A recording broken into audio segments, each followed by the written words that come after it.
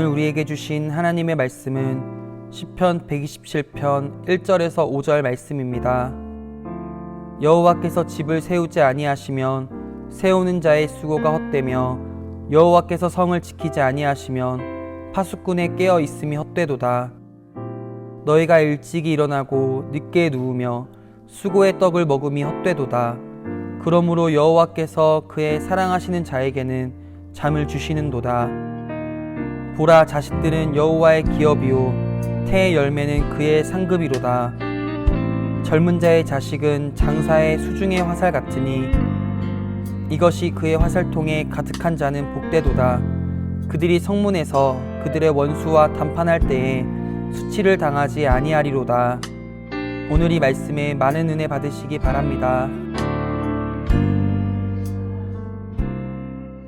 저는 성광교회가 자녀들에게 생명의 문을 여는 열쇠를 좀 선물하는 교회요, 선물하는 부모가 되어 주시도록 계속해서 여러분에게 도전해 왔습니다.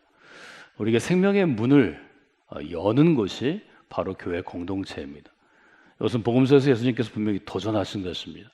나는 길이요 진리요 생명이라고 예수님께서 도전하셨는데, 그 생명을 여는 문이 된다고 요한복음은 우리에게 아주 분명하게 증거합니다.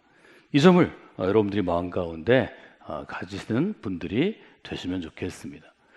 무엇이 세계를 품은 탁월한 그리스도이냐 하는 질문을 제가 계속해서 받아왔습니다. 우리 사회가 생각하는 것처럼 좋은 학교를 졸업하라는 것이냐, 아니면 한국 사회가, 한국 부모들이 원하는 좋은 직업을 갖는 것이냐.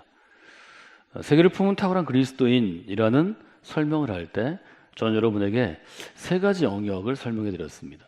하나는 지성의 영역이고, 하나는 감성의 영역이고, 하나는 영성의 영역이었습니다. 지성과 감성과 영성이란 말은 일반 사회에서도 쓸 수 있는 말이지만, 저는 여러분에게 제가 사용하는 지성, 감성, 영성의 의미를 조금 더 분명하게 아주 오랫동안 설명해 드렸고, 또 성경의 근거를 따라, 교회 역사를 따라서 이 점들이 왜 우리에게 필요한지를 여러분들이 제시했고, 또 특별히 자라난 자녀들에게는 도전해 왔습니다. 제가 여러분에게 설명해 드린 그리스도의 지성이란 무엇을 의미하는가 하면 생각의 문을 여는 열쇠라고 정의해 드렸습니다. 지성은 곧 생각하는 것입니다. 생각하기 때문에 거기에서 논리가 만들어지고 이성적인 판단이 가능해집니다. 근데 우리가 말하는 그리스도의 지성이란 말하자면 바울이 얘기한 것처럼 위에 있는 것을 생각하는 생각의 문을 여는 것입니다. 그리스도의 지성은 말하자면 하늘을 향해서 생각의 문을 여는 것입니다.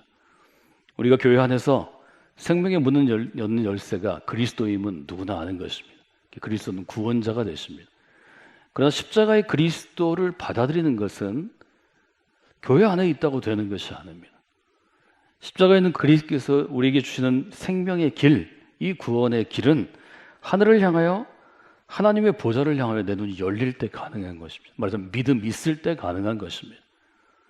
하늘을 향하여 나의 생각이 열려지지 않으면, 그리고 하늘의 생각이 나의 생각으로 받아들여지지 않으면 이 길은 찾아갈 수 없는 길입니다. 복음서에는 니고데모라는 당대 유대의 지성을 등장시켜서 예수님을 찾아와서 그의 답답함을 토로하는 것을 우리 요한복음에서 만나게 됩니다. 그래서 저는 지성이란 생각의 문을 여는 열쇠다, 이렇게 여러분에게 정의해 드렸습니다. 제가 얘기하는 감성은 음악을 듣고 그림을 이해하고 예술적인 감각을 갖는 게 아닙니다. 제가 여러분에게 표현한 감성은 일종의 유대인들이 가지고 있던, 이스라엘이 가지고 있던 심성을 의미합니다. 마음입니다. 감성이란 마음의 문은 여는 열쇠입니다. 그리스도의 감성을 가진 사람은 이웃을 향해서 관계를 열게 됩니다. 많은 사람과 소통하게 되고, 많은 사람의 존중을 받게 되고, 많은 사람을 섬겨서, 즉 사람의 영향력을 갖게 됩니다. 마음의 문을 여는 열쇠다, 제가 그렇게 여러분에게 설명해 드렸습니다. 이것은 이웃을 향한 것입니다. 영성은 어떤 것인가요? 영성은 우리의 생명의 문을 엽니다. 영원한 생명이라고 예수님이 요한복음에서 표현하셨는데, 영원한 생명의 문을 엽니다. 제한적인 삶을 살고 정해진 아주 한계가 있는 인생을 살아가는 우리가 시편 90편에 있는 것처럼 시간의 한계와 공간의 한계와 우리가 보이지 않는 영역의 한계를 지닌 인생이 영혼을 꿈꾸게 되고 영혼을 누리는 방법을 알게 되고 영혼을 품에 안는 인생을 사는 것, 그것이 바로 영성이라고 여러분에게 설명해 드렸습니다. 지성의 훈련은 인간의 생각의 문을 열고 논리적으로 이성적으로 신앙의 깊이를 깊게 해서 신앙의 기준을 세우게 합니다. 신앙의 원칙, 우리가 이렇게 부르는데요, 신앙의 기준이 강해지는데 이론적으로 강해지는 것입니다. 감성의 훈련은 우리의 마음의 문을 열고 말하자면 신앙의 넓이를 넓혀 주어서 내 주변에 있는 사람들에게 영적으로 영향력을 끼치게 합니다. 관계의 문제가 되고요. 영성의 훈련은 내가 가진 신앙의 용량을 키워줍니다. 제가 하나님 사이즈, 그 다음에 나의 사이즈라는 이야기를 쓰임받는 인생에서 여러분께 설명해 드렸습니다. 인간은 자기 노력으로, 자기 재능으로, 자기 훈련받을 만큼 자기 사이즈로 살다가 세상을 떠나는 것입니다. 그리스도인은 그렇지 않습니다. 그리스도인은 나를 선택하시고 붙잡아서 하나님의 사람 되게 한 하나님의 사이즈로 살아갈 수 있는 사람들입니다. 여기에는 우리가 생각하는 한계를 훨씬 더 뛰어넘습니다. 많은 사람들이 하나님의 손에 붙잡혀서 하나님의 일 가운데 쓰임받은 인생을 보고 기적이 일어났다고 표현합니다. 한계를 뛰어넘기 때문입니다. 그 그릇의 용량을 뛰어넘어 내적으로 채워진 신앙이 우리의 생활, 우리의 삶 전체로 흘러나가서 드러나는 것, 이것이 영성이 가능하게 하는 것입니다.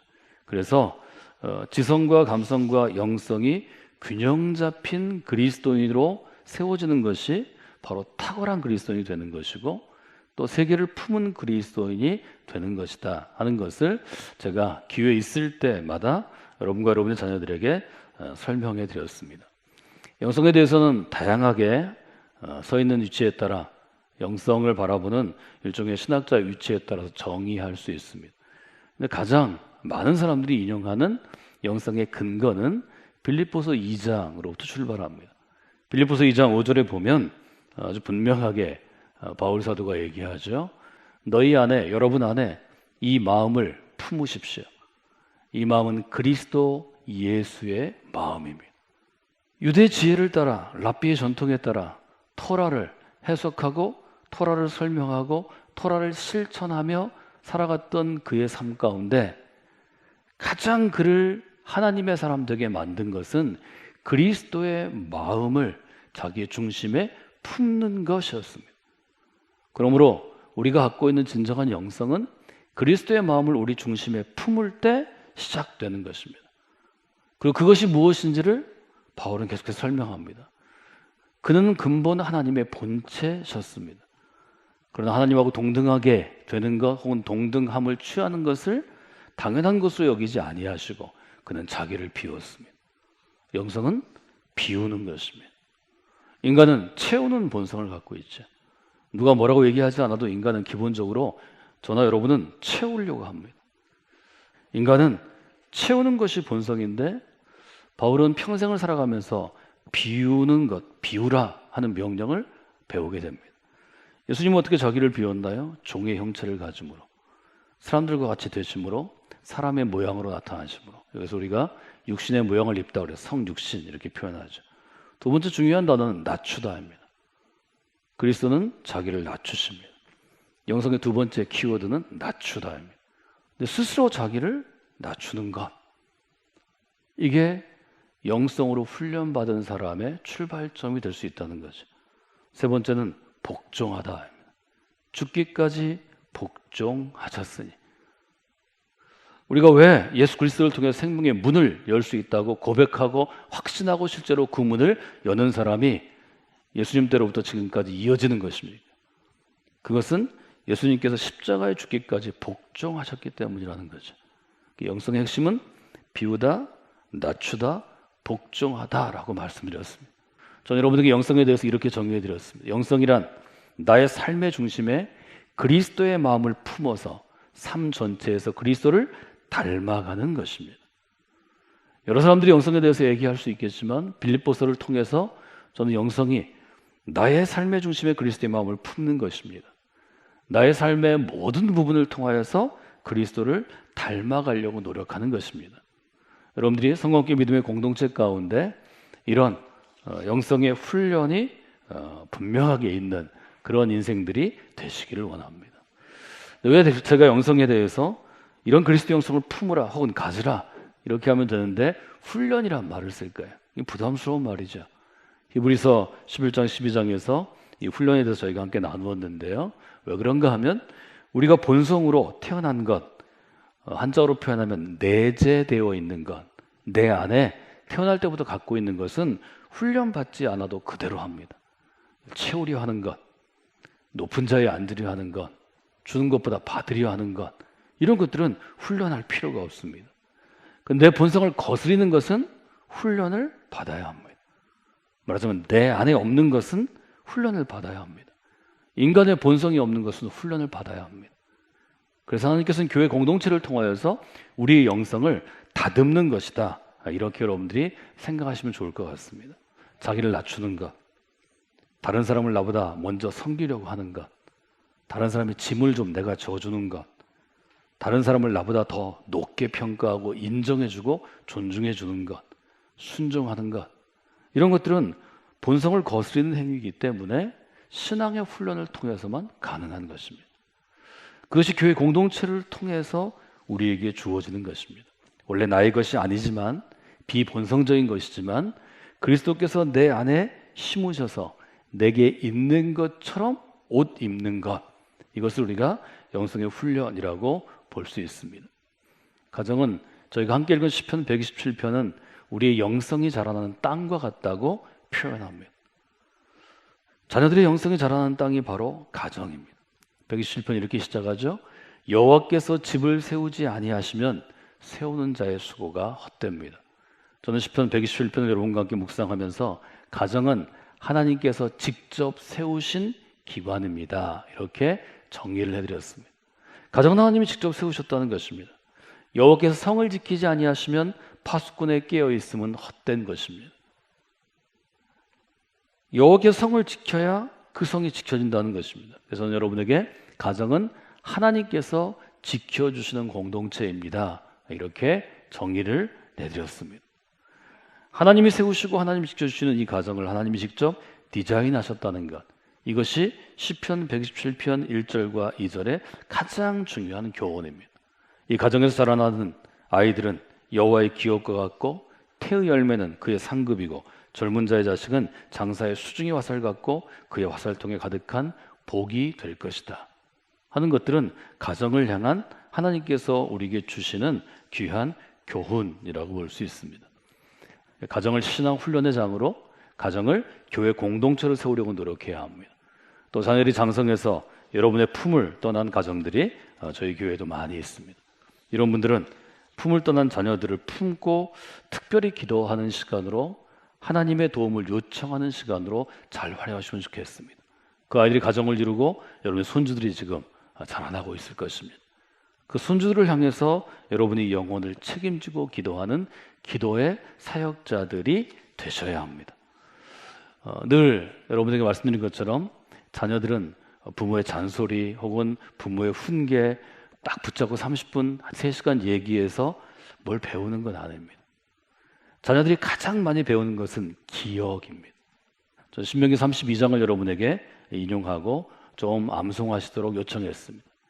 신명기 32장은 신명기의 교훈이 갖고 있는 아주 중요한 내용을 우리에게 알려줍니다. 이렇게 시작하죠. 옛날을 기억하라. 기억하는 것입니다. 저는 인간은 기억 속에 살아가는 것이라고 생각합니다. 과거에 붙잡히라는 얘기가 아니고 오늘의 우리를 만든 것은 대부분 기억입니다. 국가도, 사회도, 나의 어떤 가족도, 나의 신앙생활도, 나의 교회도 내가 기억하는 것들이 쌓이고 축적되어서 지금의 내 생각을 이루죠. 역대의 연대를 생각하라. 기억하는 것은 곧 생각하는 것입니다. 그래서 지금 광야의 시절을 기억하지 못하는 어린 자녀들이 광야의 시절을 경험하며 약속의 땅 가운데 감격 가운데 나아갔던 부모 세대의 신앙을 좀 물려받도록, 전수하도록 그렇게 하라는 것입니다. 이 기억은 아주 중요한 것입니다. 신명기 교훈을 요약하자면 광야의 시절을 잊지 말고 자녀들에게 기억하게 하라입니다. 왜냐하면 그 기억이 광야 이후의 약속의 땅에서 자녀 세대에게는 생명의 문을 여는 열쇠가 되기 때문입니다. 이 점을 여러분들이 잘 생각해야 합니다. 여러분 중에서 비교적 영성이 있는 그리스도인으로 다른 이들에게 평가받는 분들이 있을 것입니다.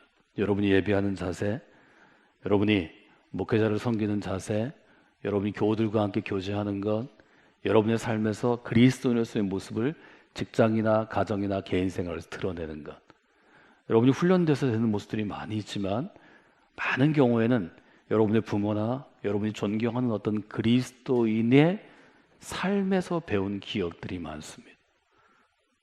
제가 성경을 묵상하는 것, 제가 설교를 하는 것, 제가 목회하는 것, 이 모든 것들은 여러분의 목사님들의 목회를 기억하기 때문입니다. 그분들과 함께했던 시간을 통하여, 그분들과 나눴던 교제를 통하여, 그분들의 가르침과 양육과 훈육을 통하여 기억하는 것 때문입니다. 여러분의 뒷모습을 보고 자녀들이 배우게 될 것입니다. 코로나 이 위기 동안에 여러분들이 얼마나 하나님을 향해 깨어 있는지, 여러분이 얼마나 신앙의 전통을 지키기 위해서 예배하고 헌신하고 사역하는지를 아이들이 여러분의 뒷모습을 통해 보게 될 것입니다. 그때 여러분이 좀 더 신실하고 영성 있는 모습이라면 여러분의 아이들이 영성 깊은 그리스도인으로, 영성 깊은 생명의 나무로 자라나게 될 것입니다. 그러나 뒷모습이 그렇지 않다면 그 아이들은 영성 깊은 게 아니라 영성 얕은 생명의 나무로 자랄 가능성이 훨씬 더 많이 있습니다. 여러분이 그 마음을 가지고 이 코로나 시대 신앙생활을 여러분들이 영위하시는 그런 분들이 되시면 좋겠습니다. 우리 자녀들이 이 코로나 위기 가운데 아주 분명한 하나님의 살아계심과 하나님의 역사를 체험하는 좀 기억들이 형성되기를 원합니다. 그것이 앞으로 20년 후 30년 한국교회에 그 시대를 이끌어갈 아주 정말 세계를 품은 탁월한 그리스도인들을 세우는 하나님의 좋은 훈련의 장소요, 훈련의 장이 될 것이다. 저는 그렇게 생각하고 있습니다. 여러분의 가정을 그런 하나님의 영적인 훈련의 공동체로 세우시는 이 어려운 시기가 되시기를 원합니다. 여러분이 스스로 살아가시기를 원합니다. 그때 여러분의 신앙도 성장하고 여러분의 자녀들의 신앙도 형성되어 갈 것입니다. 하나님께서 그 귀한 일을 이 시기를 통해서 성광교회 믿음의 공동체 가운데 이루시도록 여러분 모두가 합심해서 함께 하나님께 나아가는 그런 귀한 한 주간이 되시기를 주님의 이름으로 축원해 드립니다.